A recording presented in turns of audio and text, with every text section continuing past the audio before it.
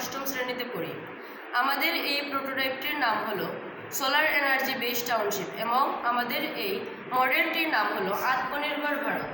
আমাদের সমস্যা হলো জীবাশ্ম জ্বালানি এবং এর থেকে উৎপন্ন ক্ষতিকারক পরিণতি। আমাদের বর্তমান যুগে বিভিন্ন কাজের জন্য যে পরিমাণে কয়লা ও পেট্রোলিয়ামের মতো ক্ষয়িষ্ণু সম্পদের ব্যবহার করা হচ্ছে, তার ফলে এই ক্ষয়িষ্ণু সম্পদগুলি প্রায় শেষের পথে, যা একবার ফুরিয়ে গেলে আবার তৈরি হতে হাজার হাজার বছরের প্রয়োজন। এই কারণে এই সমস্যার সমাধানস্বরূপ আমরা এমন একটি উপায় খুঁজে পেয়েছি, যা হলো সৌরশক্তির ব্যবহারের মাধ্যমে সোলার প্যানেলের ব্যবহার। এই সৌরশক্তির মাধ্যমে পরিচালিত সোলার প্যানেল এর ব্যবহার করে বর্তমান যুগে বিভিন্ন কাজের জন্য যে পরিমাণে কয়লা ও পেট্রোলিয়ামের ব্যবহার করা হচ্ছে, সেই ক্ষয়িষ্ণু সম্পদগুলির সাশ্রয় ঘটানো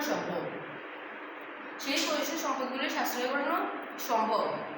এমনকি এই ক্ষয়িষ্ণু সম্পদগুলির ব্যবহার না করে এই সোলার প্যানেলের মাধ্যমে বিদ্যুৎ উৎপাদন করাও সম্ভব, যার ফলে গাড়ি ঘোড়া প্রভৃতি চলবে।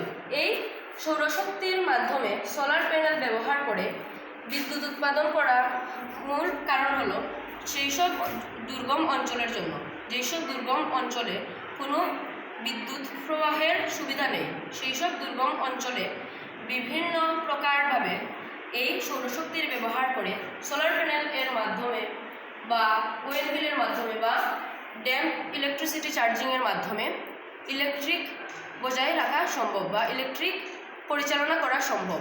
আমাদের এই মডেলটি হলো তারই একটি